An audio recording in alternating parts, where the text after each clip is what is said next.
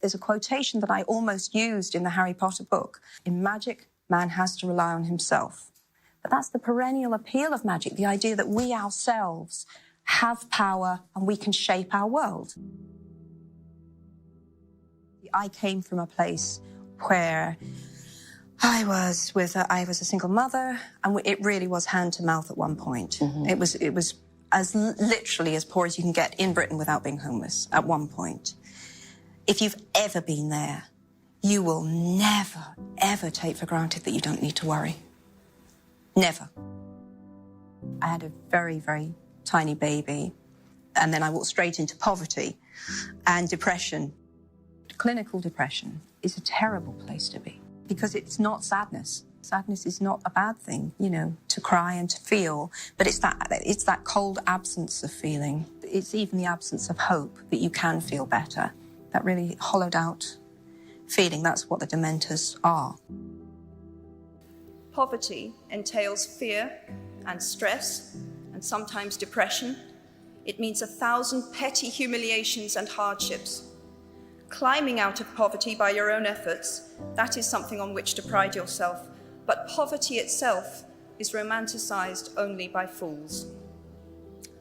What I feared most for myself at your age was not poverty, but failure. Ultimately, we all have to decide for ourselves what constitutes failure. But the world is quite eager to give you a set of criteria if you let it. So I think it fair to say that by any conventional measure, a mere 7 years after my graduation day, I had failed on an epic scale.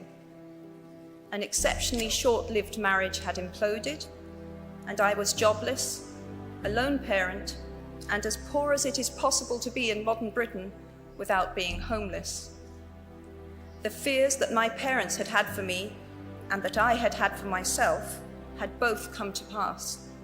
And by every usual standard, I was the biggest failure I knew. I had no idea then how far the tunnel extended, and for a long time, any light at the end of it was a hope rather than a reality. So why do I talk about the benefits of failure? Simply because failure meant a stripping away of the inessential. I stopped pretending to myself that I was anything other than what I was, and began to direct all my energy into finishing the only work that mattered to me. Had I really succeeded at anything else, I might never have found the determination to succeed in the one arena where I believed I truly belonged. I was set free because my greatest fear had been realized, and I was still alive, and I still had a daughter whom I adored, and I had an old typewriter and a big idea. And so rock bottom became the solid foundation on which I rebuilt my life.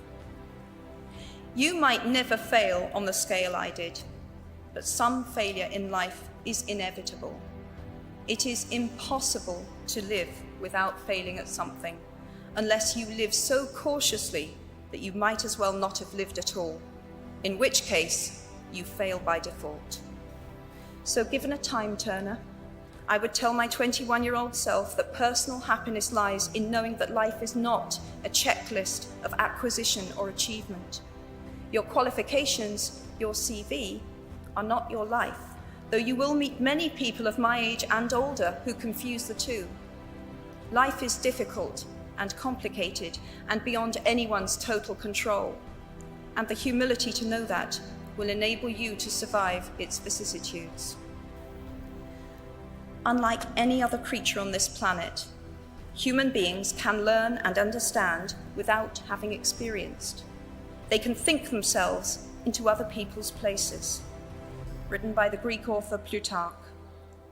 What we achieve inwardly will change outer reality. That is an astonishing statement, and yet proven 1,000 times every day of our lives. It expresses in part our inescapable connection with the outside world, the fact that we touch other people's lives simply by existing. But how much more are you likely to touch other people's lives? We do not need magic to transform our world. We carry all the power we need inside ourselves already. We have the power to imagine better. in the first Harry Potter book, Dumbledore says to Harry, the happiest man alive would look in the mirror and see himself exactly as he is.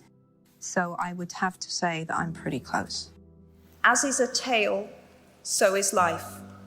Not how long it is, but how good it is what matters. I wish you all very good lives.